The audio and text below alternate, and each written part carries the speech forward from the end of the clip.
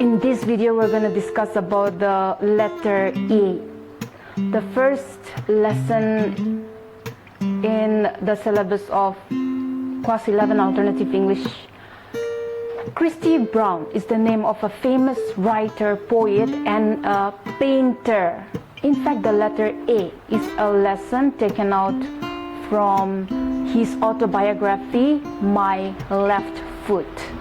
He was born in the Rotunda Hospital in the year 1932 on 5th of June. And when a child is about to be born, you know that the whole family flocks in to check whether the mother is okay, with the excitement whether the child will be a boy or a girl. So when Christy was born, the whole family and relative flocked in. They were hoping that everything would go well because Christy Brown's birth was a difficult one. That means the mother and the child nearly died. Time went by, it was 4 months, and for the first time, Christy's mother detected that something was off about Christy. She noticed that Christy's head had a habit of falling backwards whenever she tried to feed him. So what did mother do when she noticed this? Like any other mother, Christy's mother thought she could correct him. Christy's mother attempted to correct it by putting her hand behind Christy's head to keep it steady. But whenever she took it away, the head would fall backwards again. And as Christy grew older, the mother noticed more and more signs showing that Christy was not okay. Christy's mother had taken care of 5 healthy children, so she knew how Christy should develop with every month. His hands were clenched all the time, almost all the time, and were inclined to twitch behind him. His mouth, even his jaw, could not grasp the teeth of the feeding bottle. Sometimes his jaws will be locked tightly that it would be very difficult to open his mouth, and sometimes his mouth would fall loose and would not close. It was 6 months, going on 12 months, but still Christy's condition did not improve. His parents took him to the hospital because something was definitely wrong with Christy. Almost every doctor labeled him as a very interesting but a hopeless case. You right now watching this video and listening about Christy Brown, yes, we are very lucky because we can speak, we can move, and then we can learn. We are normals. If you or I were to be like someone like Christy, who did not have control over his own muscles, who did not have control over his own body, who could not communicate with other people, it would be such an incomplete life. It would be so suffocating. The mother loved Christy so much that she would not accept that Christy is an imbecile or an abnormal child.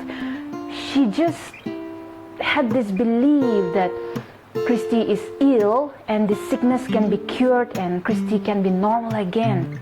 Some relatives came and told her that, now be careful, don't treat this child like any other child. If you think that your child is normal, you will get hurt in the end, because the truth is that your child is not normal. Even the doctors gave up, even the relatives gave up, but the father and mother, they continued to have the hope and continued to look for solution for Christy. So now when everyone was convinced that Christy was an imbecile and that nothing can be done about his condition, even doctors labeled him as a very interesting but hopeless case. So the doctors had also given up on the fact that Christy can be normal again. So the mother took the matter in her own hands. She had the faith that her love would cure Christy again. So what did Christy's mother do to try and make Christy normal or be able to express himself. Firstly, she decided that she would not treat Christy like an outcast or the queer one in the family. She decided that she would treat all the 6 children alike. She would not think that this child is the abnormal one whom we should not talk about. Maybe you know someone or someone's relative who is not normal, and so while talking to them we have to be always careful, and we have to always keep in mind about that abnormal one or the queer one in the family, so that we don't accidentally blurt it out, or you might hurt their sentiments. But Christy's mother thought, no, Christy is normal, and then we can talk about him and he will be okay. She had this strong belief, though she could not prove. She had this belief that yes, Christy may be physically crippled, but mentally he is normal. No matter how much she said and how much she believed, to believe was one thing, but to prove was very difficult. Christy's mother had to look after Jim, Tony, Paddy, and the 2 sisters, Lily and Mona. His father was a masonry, that means a builder. As Christy was growing up, to her mother's disappointment, Christy could neither sit properly, nor stand, nor talk, nor eat, nor hold anything. And he kept on jolting and moving and clenching his fist and moving about. The only time that he could sit quietly, or the only moment that he stayed without moving, was the time when he was sleeping. Christy's mother remembers that one time when she was sitting with Christy and turning over the pages of the big storybook that Christy got from Santa Claus last Christmas. She was telling names of the different kinds of animals and different kinds of flowers, and then she was speaking out the name, trying hard for Christy to repeat after her, which never happened. After going through all the pages, she leaned over and asked Christy, "Did you like it, Chris? Did you like all the bears and the monkeys and the different flowers? Nod your head for yes, like a good boy."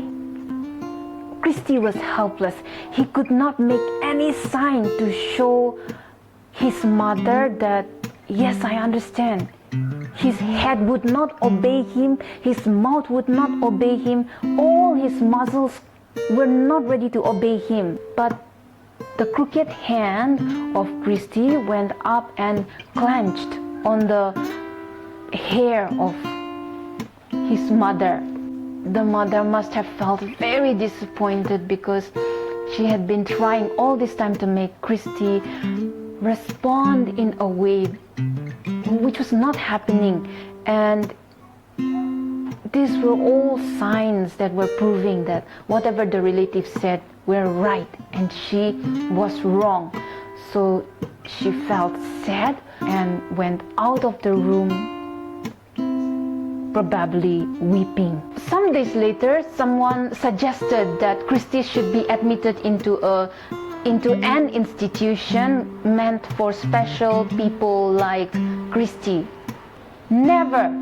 I know my son is not an idiot. It is his body that is shattered, not his mind. Christy's mother protested. Christy was now 5 years old and still no sign of intelligence. Just a body of crooked muscles being carried here and there.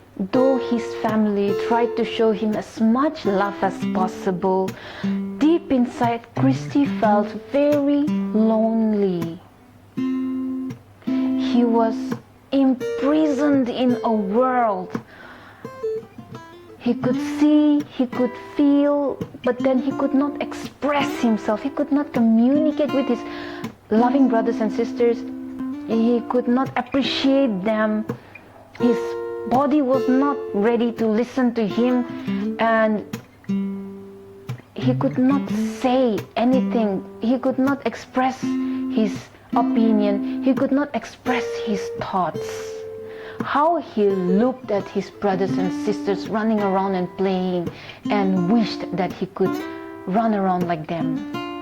It felt as though there was this great glass wall between him and the world, between him and his other brothers and sisters.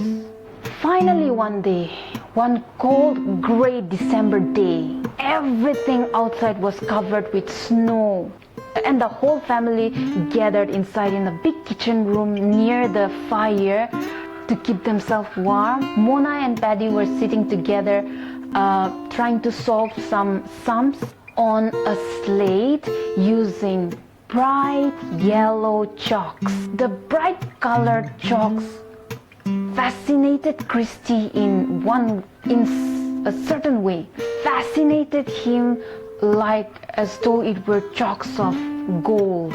Suddenly, without any thought, his left foot stretched out to hold one of the chalks. He stretched out his left foot and clasped one of the chalk that his sister was using and started scribbling on the slate.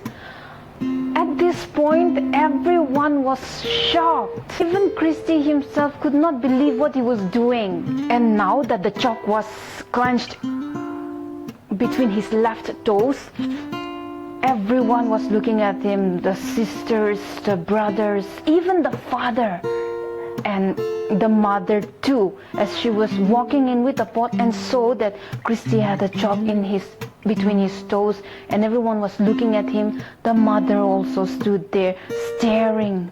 What next? It was a moment of surprise for all of them, and Christy's mother came near and knelt down beside him, saying, "I'll show you what to do with it, Chris."